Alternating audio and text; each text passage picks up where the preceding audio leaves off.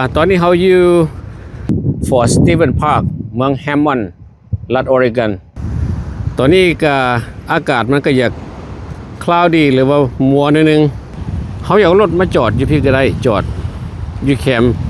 ฟังทะเลเลยฝนมาหลายมื้อนี้แซลมอนบักใหญ่เลยตัวนี้นะว่าล่ะโอ้จับข้าวนี่นะจับจนบ่ได้ตัวนี้นะโอ้โชคดีอันนี้โคโฮบ่นี่นะคิงบ่นี่คิงแซลมอนพูดน่ะ Nice one. เอาจับยกขึ้นดูบ่นี่จับยกขึ้นเบิ่งดู Yeah. That's a big fish. Oh, big fish.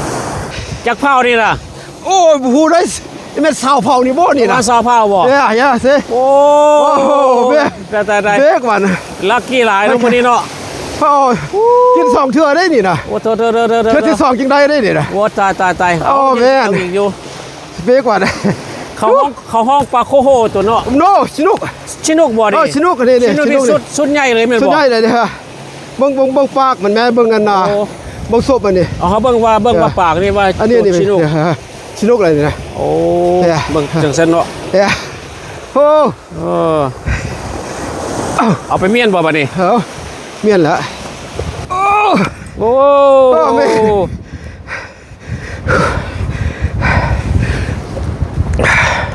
โอ้ล้างมันที่แม่หัวหน้าล้างดีๆซะก่อน ตาย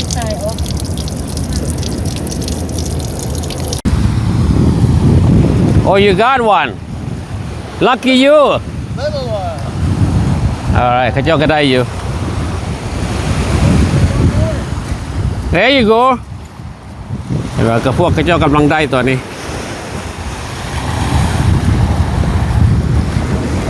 ก็สะดวกสบายเพราะว่ามาสิก็เอารถมาจอดใกล้ๆพี่เลยก็ตึกเลยรถก็เป็นแถวไปถึงพุ่นละคือว่าอยู่ออริกอนเฮานี่ก็มีบ่อนหาปลาหลายมักมาเที่ยวทะเลสุดยอดเลยเด้อนี่เด้อ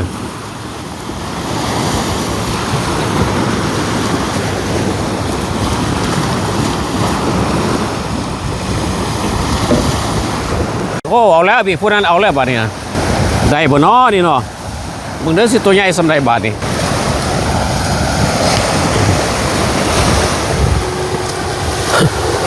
โอ้ตักเอาโอ้ได้แล้วเรียบร้อยแล้วโอ้อันนี้ก็ชินกบ่ The hatchery one นี่ดิมันอะไรวะ Hatchery. ฮัชชุยโอ้ยฮัชชุย hatchery เอาได้ตัวโอเค ได้ นี่แหละเพราะว่าตัว hatchery จะเอาได้บ่ ฮัชชุยเอาได้ hatchery หมายความว่าตอนมันยังน้อยเขาจะตัดอาจจะฟินมันออกเนาะโอ้ lucky man เอ้ยไว้ แหม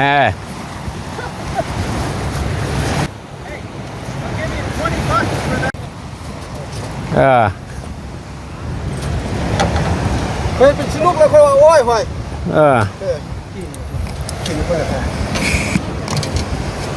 นี่ก็บ่ใหญ่ไปได้ตัวนี้เนาะบ่ใหญ่ไปได้ก็คือว่าโอเคประมาณจะเผาก็อะไรตัวนี้ ประมาณ8เผา9เผา 9เผาเลยเนี่ย โอเคแล้วGood eat แน่เอายังแข็งที่ตัวเนี่ยแข็ง Nothing. Huh? You don't have a secret sauce? No, just on. Just on. Just got lucky I think I think it's skill. it takes a skill I don't know No, nothing. right there hey look at that look what they use that for I know. That's it. I just went and put one on. It's just- Before you put it. Yeah. yeah it just will you got do mine? lucky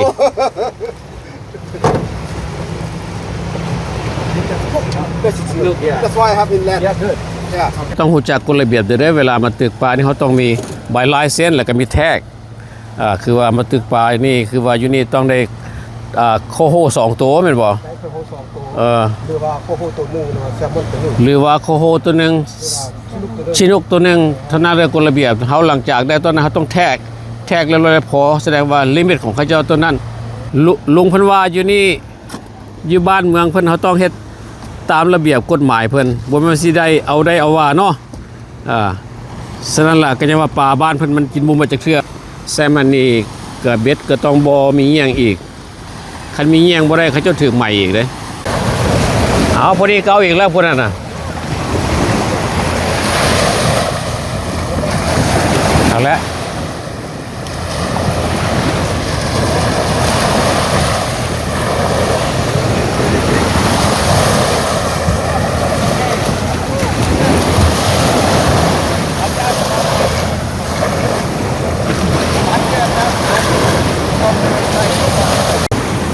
เอาแล้วโอ้ตัวใหญ่บ่ชินกบ่นี่น่ะชินกโอ้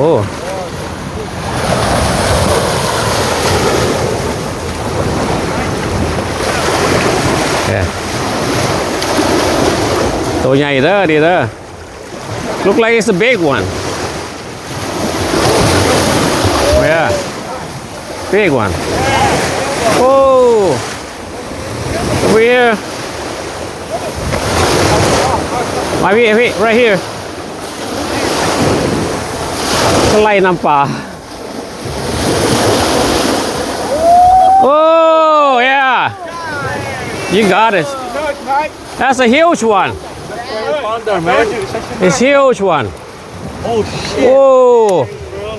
good job nice one Chinook I would have been down like you. ตอนนี้ก็ถือว่าปลากำลังกินหลายผู้ใดก็เริ่มได้แล้วได้บาทนี้ได้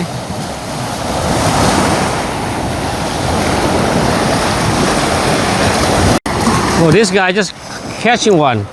เอาที่นี่เอาอีกแล้วตัวนี้นะเห็นบ่เอาอีกแล้วเนี่ยโอ้ปลากินดีเด้อมื้อนี้เด้อว่า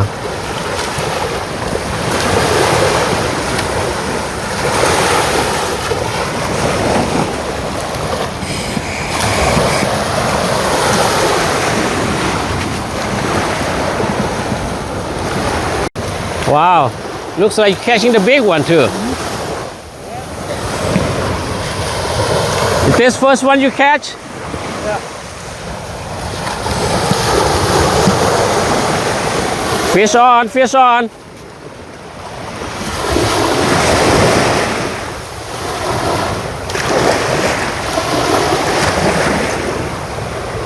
Keep fighting now.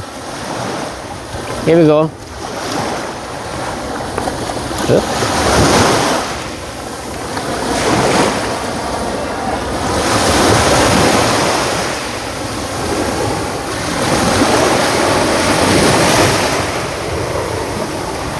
ข้าเจ้าต้องรู้จักเนาะเวลาปล่อยสายย้านสายหรือว่าเข่งสายบ่ซั่นก็มันต้องขาดต้องรู้วิธีตึกวิธีเอาอีกก็มาแล้วมัน Go catch it Woo. Catch it grab it grab yes all right man congratulations it's a big one too Yeah. nice one all right good luck for another one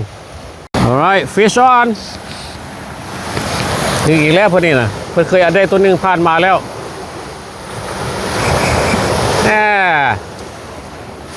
looks like very nice one huh Yeah, pretty good. Hopefully stay on. yeah okay now here we go oh good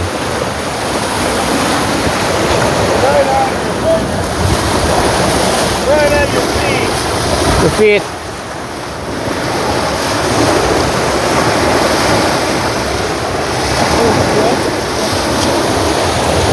มาแล้วโอ้เด้อโอ้ it's not bad it's not too bad is it Is that I gotta let him go. got lip? Oh, this got a lip. Can I explain a little bit? Yeah, this one got fin on it, right? Yeah, Yeah, this is a wild yeah. Chinook, so we gotta let him go. Coho. Oh, coho. Okay, this อันนี้เป็นโคโฮเอาบ่ได้เด้อเพราะว่าเขาเจ้ามีกฎระเบียบของเขา No, he's the wild one. ที่ว่าปลานี่ตอนมันยังเป็นเบบี้อยู่หั่นตัวอยู่บนแฮชเชอรี่ฟาร์มมันก็เขาจะสิตัดหลังมันออกตัดฟินหั่นน่ะบ่นั่นคนข้างหลังเขาเอาบ่ได้ตัวนี้เพราะว่ามันเป็นปลาธรรมชาติปลาเขาจะต้องปล่อยไปเห็นบ่ปล่อยไปแต่เขาต้องรู้จักกฎระเบียบเด้อพี่น้องผู้ใดมาตึกเบ็ดนี่ระวังอย่าไปเอาเพราะว่ามันบุกคุ้มค่าคันเอาไปแล้วก็เป็นอย่างมา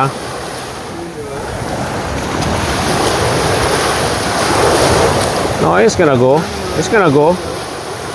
Yeah. Here, let me have your pole. He's tired. ตอนนี้มันบ่อยากไปเพราะมันถือเบ็ดแห้งแล้วก็มันน่าจะใกล้จะตายแล้วปล่อยทีม Good job.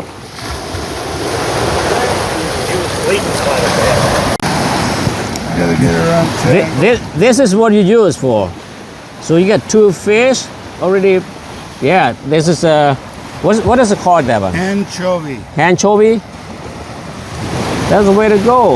You caught 2 of them already. Well, that's natural bait. Yeah, you can't complain. No. โอ้เพิ่นเอาอีกแล้วเพิ่นน่ะรู้ตัวใหญ่ปานใดบาทนี่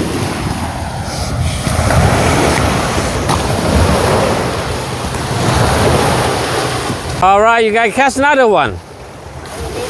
Another big one? Another big. Whoa, that's a big one right there. Oh, man. Oh, yes.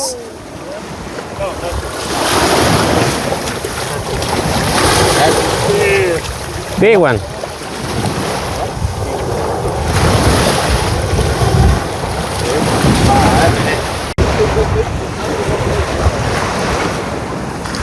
ตัวใหญ่ขนาดเด้อ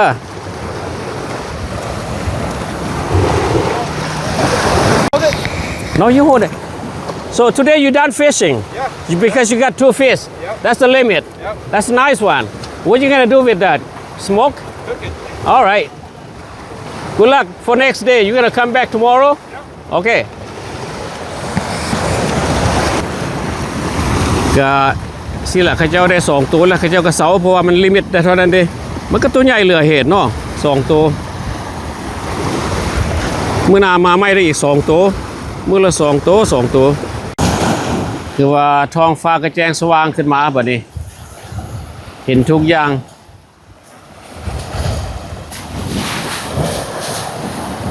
โอ้เรือหาปลาก็มาหลายแต่ว่าตึกอยู่ทั้งแคมน้ำนี่ก็สบายเพราะมันบ่มีก้อนหินบ่มีหยังคล้องขาเนาะเขาเจ้าก็ดึงปลามาอย่างสบายแต่น้ำที่เฮาเขาเจ้าตึกปลาอยู่นี่มันโคลัมเบียลงใส่ทะเลเพราะทะเลกำลังตียามมันตีขึ้นมาก็ขึ้นมานี่ที่ดอนที่ว่าเฮาเรียนกันนั่นแหละแม่นลองบีชรัฐวอชิงตันคันสิว่าแล้วบ่อนเขาเจ้าตึกปลาอยู่นี่มันระหว่างชายแดนวอชิงตันออริกอนเอาเบิ่งบัดนี้ประตูนี่เพิ่นเพราะว่าน้ำตอนนี้มันกำลังขึ้นมาแล้วก็ใกล้รถเพิ่นเนาะเพิ่นก็สิได้ถอยเลยนี่คันเบรกก็ยังบ่ออกถอยไปขึ้นเพราะว่าน้ำขึ้นมาเพิ่นก็ถอยขึ้นไป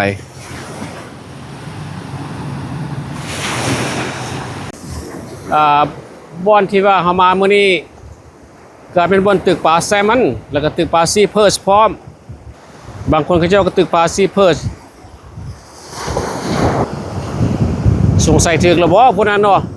หาก็ดึกเบ็ดลงไปได้แล้วบ่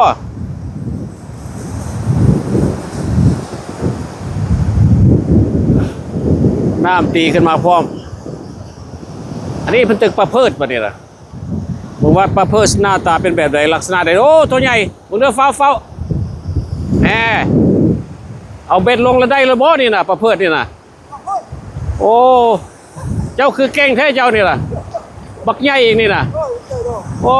บักใหญ่เก่งโอ้น้ำขึ้นมาไหลถอย เราเอาลงเมื่อกี้นี้ได้แล้วได้เบ็ดเราน่ะ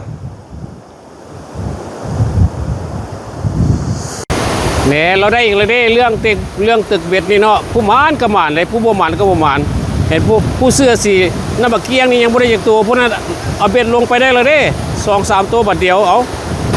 โอ้บัดสุดท้ายก็ได้เนาะเจ้าเนาะโอ้ยกขึ้นมึงดูโอ้มานทุกคนก็ได้โอ้ได้อีกแล้วตอนนี้ปลาเพิร์สกำลังขึ้นมาตัวนี้เนี่ยเราได้อีกเลยได้เนี่ยพวกนี้นะเราคือได้ดีแท้วะคนนั้นก็ได้อยู่คนนั้นก็ได้อีกแล้ว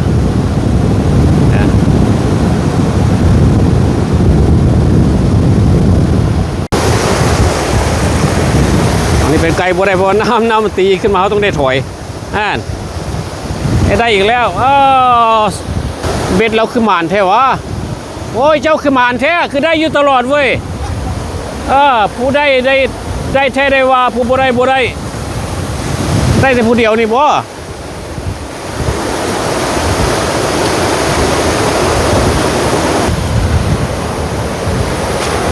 ผู้นี้เอาดีเนาะผู้นี้เนาะได้ดีเว้ยเอาอีกแล้วผู้นั้นก็ได้อีกได้น่ะปลามื้อนี้กินดีเด้อมื้อนี้เด้อเห็นบ่ผู้นั้นก็ได้อีก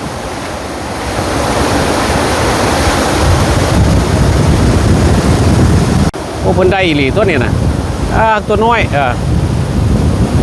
ได้ละเด้เจ้าได้2-3ตัวเลยเด้โอ้ได้2ตัวภาพกันพวกนั้นก็2ตัวบาทเดียวเลยแล้วตัวน้อยได้เราก็ทิ่ม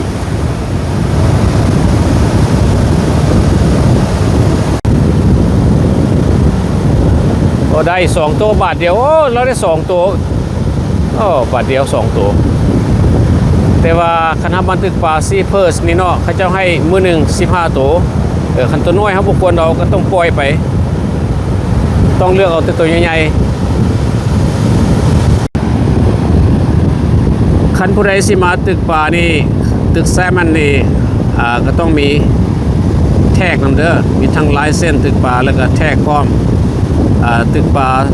ซีเพิร์สนี่ก็บ่จำเป็นใส่แท็กหรอกแต่ว่ามีลิมิตโอ้